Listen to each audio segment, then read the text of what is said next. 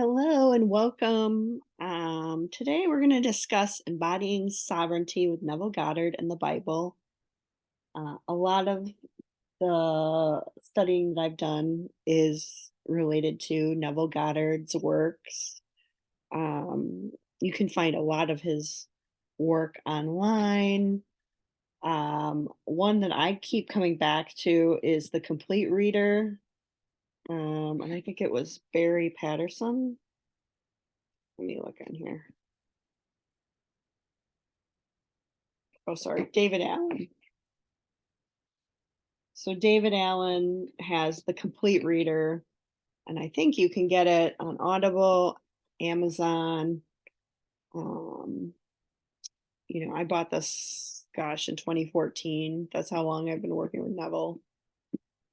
Um, but what I like about the reader is you start at the back of the book, and that's his first book, and then it's in order to his last book. So his first book is Your Faith is Your Fortune. And that's what we're going to read from today. Let's see here. We're going to look at chapters 8, 9, and 10. And so, chapter 8, he starts off with two quotes from the Bible. The first one being Isaiah chapter 44, verse 6. I am the first and I am the last, and beside me is no God. Then he goes to Deuteronomy chapter 5, verses 6 and 7. I am the Lord thy God, which brought thee out of the land of Egypt, from the house of bondage. Thou shalt have no other gods before me. Thou shalt have no other God before me. As long as man entertains a belief in a power apart from himself, so long will he rob himself of the being that he is. Every belief in powers apart from himself, whether for good or evil, will become the mold of the graven image worshipped. The beliefs in the potency of drugs to heal, diets to strengthen, monies to secure, are the values or money changers that must be thrown out of the power he can then unfailingly manifest that quality. This understanding throws out the money changer's temple. Quote, ye are the temple of the living God. And what agreement hath the temple of God with idols? For ye are the temple of the living God. As God hath said, I will dwell in them and walk in them, and I will be their God, and they shall be my people. A temple made without hands. It is written, my house shall be called of all nations a house of prayer, but ye have made it a den of thieves. The thieves who rob you are your own false beliefs. It is your belief in a thing, not the thing itself, that aids you. There is only one power. I am He. Because of your belief in external things, you think power into them by transferring the power that you are to the external thing.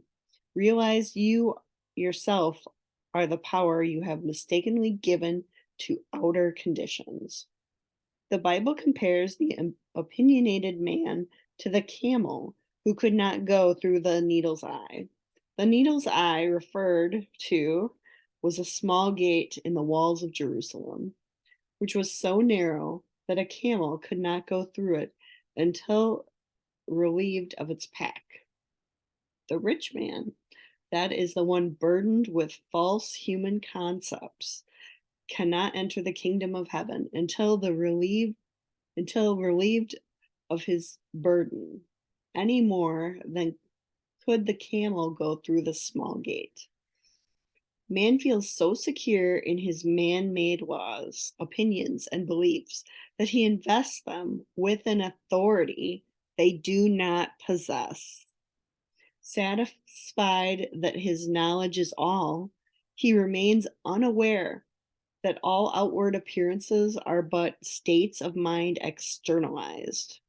When he realizes that the consciousness of a quality externalizes that quality without the aid of any other or many values and establishes the one true value, his own consciousness. The Lord is in his holy temple. Consciousness dwells within that which is conscious of being. I am is the Lord, and man, his temple. Knowing that consciousness objectifies itself, man must forgive all men for being that which they are. He must realize that all are expressing, without the aid of another, that which they are conscious of being. Peter, the enlightened or disciplined man, knew that a change of consciousness would produce a change of expression. Instead of sympathizing with the beggars of life at the temple's gate, he declared, "Silver and gold I have none for thee, but such as I have the consciousness of freedom, I give unto thee." Stir up the gift within you.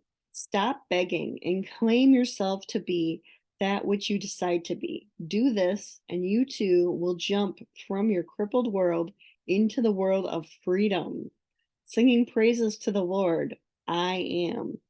Far greater is He that is in you than he that is in the world.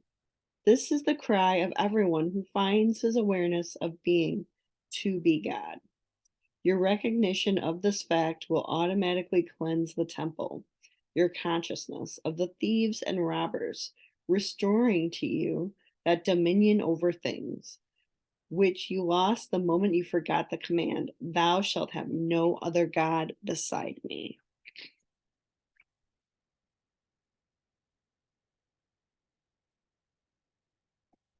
Chapter 9, the foundation stone.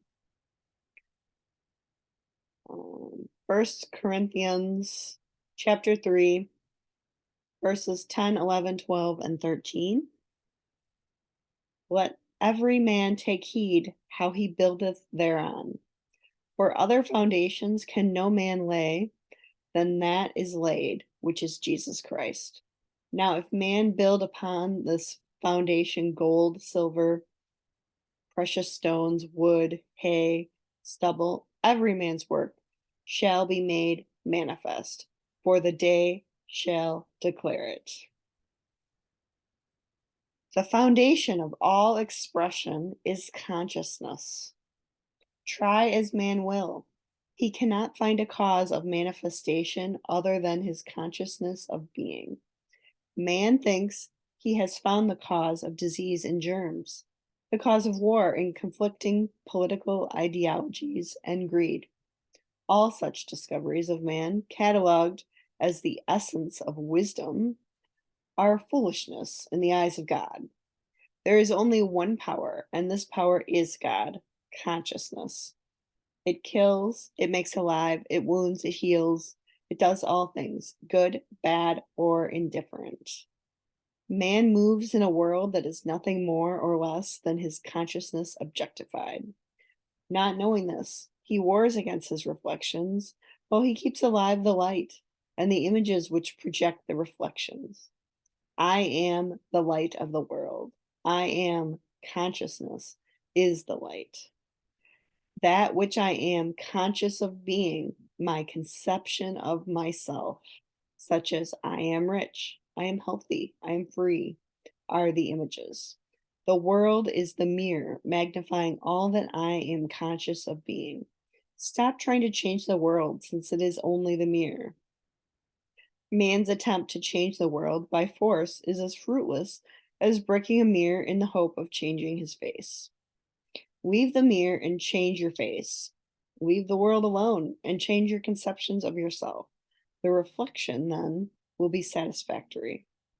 Freedom or imprisonment, satisfaction or frustration can only be differentiated by the consciousness of being, regardless of your problem, its duration or magnitude. Careful attention to these instructions will, in an amazingly short time, eliminate every memory of the problem. Ask yourself this question: how would I feel if I were free? The very moment you sincerely ask this question, the answer comes. No man can tell another the satisfaction of his desire fulfilled. It remains for each within himself to experience the feeling and joy of this automatic change of consciousness. The feeling or thrill that comes to one in response to his self questioning is the father, state of consciousness, or foundation stone upon which the conscious change is built. Just how this feeling will embody itself, no one knows, but it will. The Father, consciousness, has ways that no one knows, no man knows. It is the unalterable law. All things express their nature. As you wear a feeling, it becomes your nature. It might take a moment or a year. It is entirely dependent upon the degree of conviction. As doubts vanish and you can feel, I am this, you begin to develop the fruit or the nature of the thing you are feeling yourself to be. When a person buys a new hat or pair of shoes, he thinks everyone knows that they are new. He feels unnatural with this newly acquired apparel until it becomes a part of him. The same applies to the wearing of new states of consciousness. When you ask yourself the question, how would I feel if my desire were at this moment realized? The automatic reply, until it is properly conditioned by time and use, is actually disturbing. The period of adjustment to realize this potential of consciousness is comparable to the newness of wearing the apparel.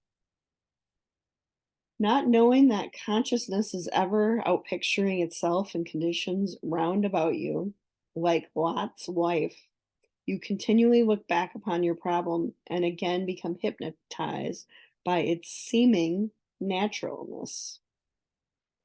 Heed the words of Jesus, salvation. Leave all and follow me. Let the dead bury the dead. Your problem might have you so hypnotized by its seeming reality and naturalness that you find it difficult to wear the new feeling or consciousness of your Savior. You must assume this garment if you would have results. The stone, consciousness, which the builders rejected, would not wear, is the chief cornerstone, and other foundations no man can lay. Chapter 10. We look at Luke chapter 8, verse 18. Take heed, therefore, how ye hear. For whosoever hath, to him shall be given, and whosoever hath not, from him shall be taken even that which he seemeth to have. The Bible, which is the greatest psychological book ever written, warns man to be aware of what he hears. Then follows this warning with the statement, to him that hath, it shall be given, and to him that hath not, it shall be taken away. Though many look upon the statement as one of the most cruel and unjust of the sayings attributed to Jesus, it still remains a just and merciful law based upon life's changeless principle of expression. Man's ignorance of the working of the law does not excuse him nor save him from the results. Law is impersonal and therefore no respecter of persons. Man is warned to be selective in that which he hears and accepts as true. Everything that man accepts as true leaves an impression on his consciousness and must in time be defined as proof or disproof. Perceptive hearing is the perfect medium through which man registers impressions. A man must discipline himself to hear only that which he wants to hear, regardless of rumors or the evidence of his senses to the contrary. As he conditions his perceptive hearing, he will react only to those impressions which he has decided upon. This law never fails. Fully conditioned, a man becomes incapable of hearing other than that which contributes to his desire. God, as you have discovered, is the unconditioned awareness which gives to you all that you are aware of being. To be aware of being or have anything is to be or have that which you are aware of being. Upon this changeless principle, all things rest. It is impossible for anything to be other than that which it is aware of being. To him that hath that which he's aware of being, it shall be given, good, bad, or indifferent. It does not matter. Man receives multiplied 100-fold that which he is aware of being. In keeping with this changeless law, to him that hath not, it shall be taken from him and added to the one that hath. The rich get richer and the poor get poorer. You can only magnify that which you are conscious of being. All things gravitate to that consciousness with which they are in tune. Likewise, all things disentangle themselves from that consciousness with which they are out of tune. Divide the wealth of the world equally among all men, and in a short time, this equal division will be as originally disproportioned. Wealth will find its way back into the pockets of those from whom it was taken. Instead of joining the chorus of the have nots who insist on destroying those who have, recognize this changeless law of expression.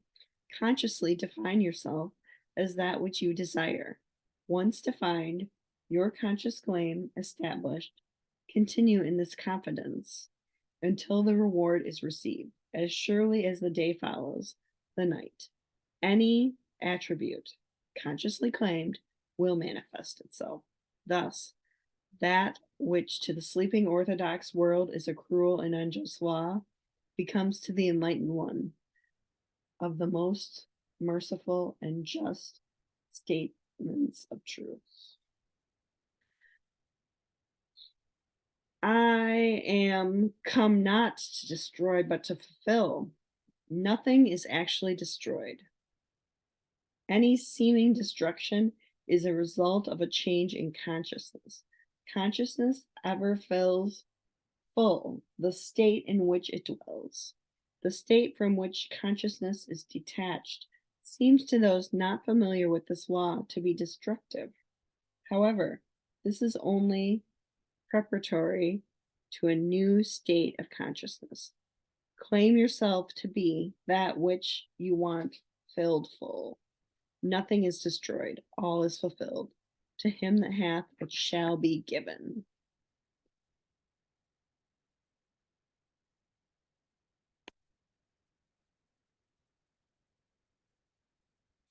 Thanks again, and I hope you enjoyed this session and it helps you on your journey towards sovereignty.